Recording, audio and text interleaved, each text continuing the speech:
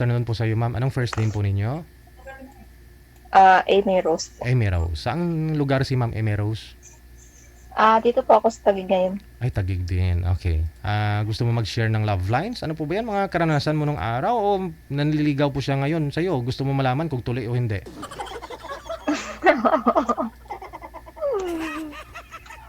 Oo. O sige. Umpisahan natin ha. Sige po, sir.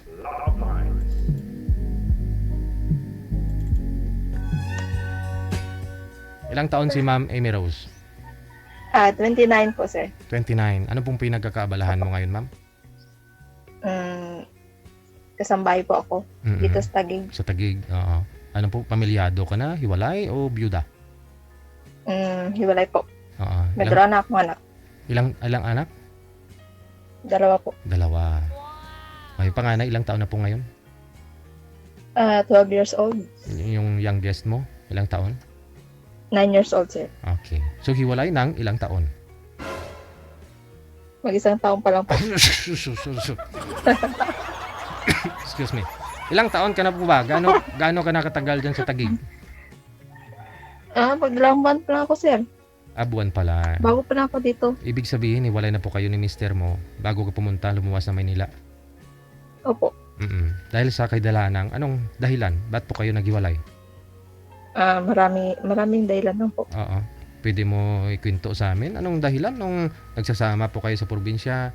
Ano po yun? Irresponsable? O masyado? Yan po. Okay. Ano siya? Walang trabaho?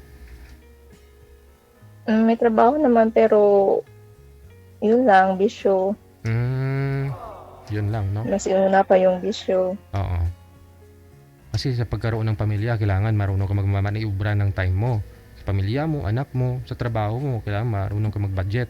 Kasi nagtrabaho siya tapos pagtapos ng trabaho, madaling araw namin sa umuwi. Kasi umiinom. Yun po. Yun lang. Inuuna pa yung bisyo niya sa pamilya niya. So kasal Kaya, po? ayan. Kasal po kayo? Hindi po. Ay, Live-in na po, sir. Tubong ano po kayo, ma'am? Anong probinsya? Antiki. Ay, Cray Aglit mo day. Din timo sa Antique. Oo, karaya. Karaya, sir. Din timo kara sa Antique. Ang gauli, ma'am, hay. Sa Sibalom po. Ay, si Balom. Kanami ka mga view ninyo sa Antique. Oo. Pero, ba't ho kayo nag-decide na pumunta, lumuwas sa Manila bilang kasambahay? Yung mga anak po ninyo, yung sabi na po Sa natin. nanay ko po. Oo. Medyo malaki naman no? Opo, sir. Wala pa kayong balak. Nag-arap sila ngayon. Wala pa kayong balak mag abroad? Nag-apply na pa ako, sir. Kaso, may pa sa ko sa papilis. Merong pa. Kulang pa. Yung kulang. Mm-mm. Kaya, pumunta muna akong Manila dito. Oo. Saang bansa po yung balak mo puntahan? Saudi po yung in-applyan po eh. Sa province po kayo nag-apply o dito na sa Maynila? Sa province. Okay. Kaso, nag-expire na yung medical ko. Hindi pa na yung papers ko. Kaya, pumunta muna akong Manila. So, ngayon, yun po yung mga dahilan, isang dahilan kung bakit kailangan mo mag-abroad dahil hiwalay ka sa asawa. Yung mga anak mo, kailangan mo magbigay yung pangailangan. Para sa mga anak ko din po. Oo. 2 anak mo, no? 9 years old bunso. So, Opo, sir. pareho nag-aaral sila? Opo. Okay. So, ngayon po, gusto mo lang ikwento sa amin yung karanasan mo bilang isang bago po mag-abroad, yung mga ikikwento mo yung mga dahilan bakit ka mag-abroad para sa mga anak mo, sa asawa mong irresponsable. Ngayon po, nung naghiwalay po kayo, nag-decide ka na mapunta ng Manila, ano po sabi ni mister mo? Hindi pa po, sir. Hindi pa po nag-decide. Okay. Ano po yun, iniwan po ninyo ng mga anak mo o kayo ang iniwan? Ako, iniwan ko siya. Dala-dala mo yung anak? Opo. Kasi nasa lugar nila kami nakatira eh. Anong province? Iniwan ko siya doon. Anong province nila? Antiki din. Okay. Kabilang bayan lang. Opo. So, alam niya naman po yung rason mo, ba't mo siya iiwan? Nag-away po ba kayo? Palagi po, sir. Okay. Walang araw hindi kami nag-away. Toxic na talaga, no? Dahil sa nakasanayan niya, after work, hindi umuwi. Opo, umiinom tsaka pa. yung sahod niya sa bisyo niya lang pumupunta, O, 'di ta's ba? konti na lang yung natira para sa mga anak niya. Ikaw po, anong pinagkakaabalahan mo? Sa bahay lang? May trabaho po ako doon sa Antique sir, nasa restaurant. Oo. Yun naman pala sana kung nagtutulungan ko kayo kasi kapag sinamahan ng bisyo, no? Mabigat, 'di ba? Yung Yun pagsasama. lang. Oo. Tsaka mahirap yung pagod ka na galing sa trabaho mo ta's pag-uwi mo, Ugtas yan ka. madatnan mo, Ugtas ka walang pa. pagkain yung mga anak mo, Ay sus. tapos lasing pa siya, tapos Mm. ikaw pa yung magtrabaho sa buong bahay, Mm. maglinis, Mm. tapos siya parang wala lang. Oo, kasi nga dapat nagtutulungan kasi pareho kayo may trabaho. Although na ikaw bilang nanay, sa bahay ka lang po dapat, pero hindi niya kayang i-provide lahat ng pangangailangan. So kailangan mo magtrabaho. Ano sir? Para Opo, makakatulong. Yun nga lang pagdating sa bahay, pag ikaw lalaki, responsable ka, dapat mahiya ka na nakita mo yung asawa mo.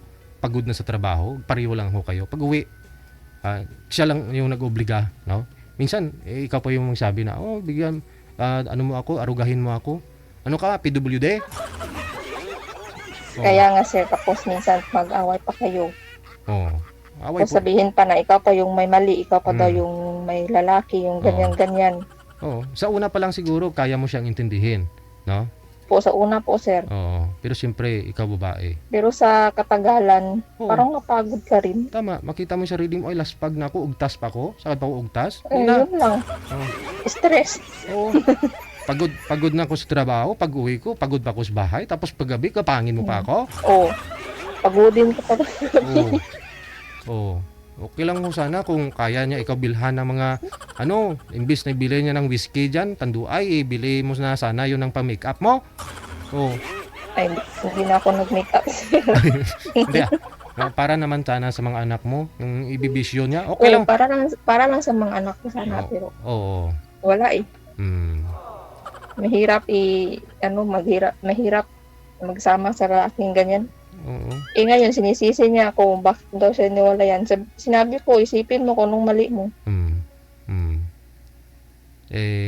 Matagal na rin po kayong hiwalay, mahigit 1 taon na. Siguro na-realize na po yun, na-realize niya na, no? Sabihin na natin na masaya siya, wala na siyang kaaway, tapos wala na siyang bahay na uwian, pero pag matauhan po yun, ma'am, pag nasa normal na pag-iisip na po yun, kung nagsisimba sana makapag-confess si mister mo, no, malalaman niya po yung kawalan niya, yung nawala sa buhay niya. Kaya nga sir, ginawa ko yun para maisip din niya kung ano ba na walang pamilya, malayo yung mga anak niya sa kanya.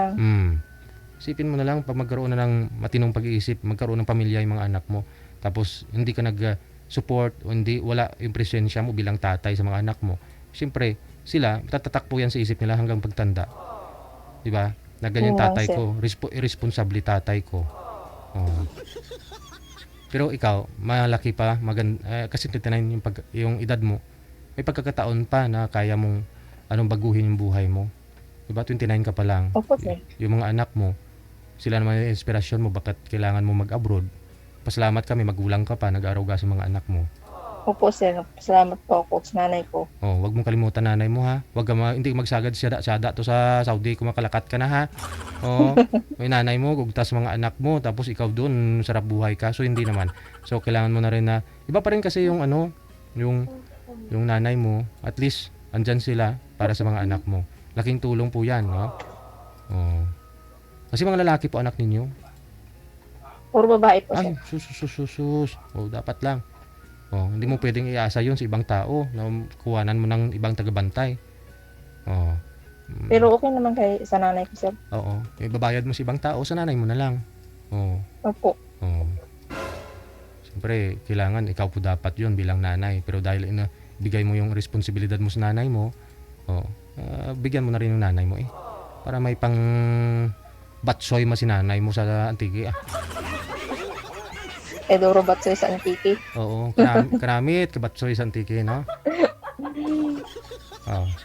Tapos hindi naman po kayo kasal, mas may tao pa may deserving na tao na darating sa buhay mo. Hanggang dito pa yung wanted sweetheart. Malay po ninyo, pag edad mo 40, mayaman ka na. Sweetheart. Sweetheart na lang kulang. Pasali nga ako ulit kay DJ Jel. Oo nga. Dahil mayaman na. Oh, mayaman na. Sasali ka na sasali ka na sa Wanted Sweetheart.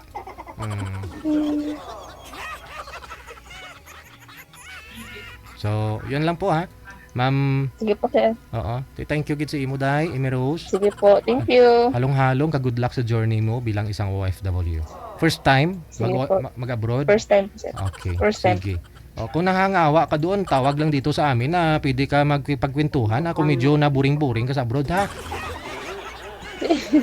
Thank you. Maraming salamat. Naluyahan, sir. Oo. Sige. Bye-bye. Sige po. Sige, thank you.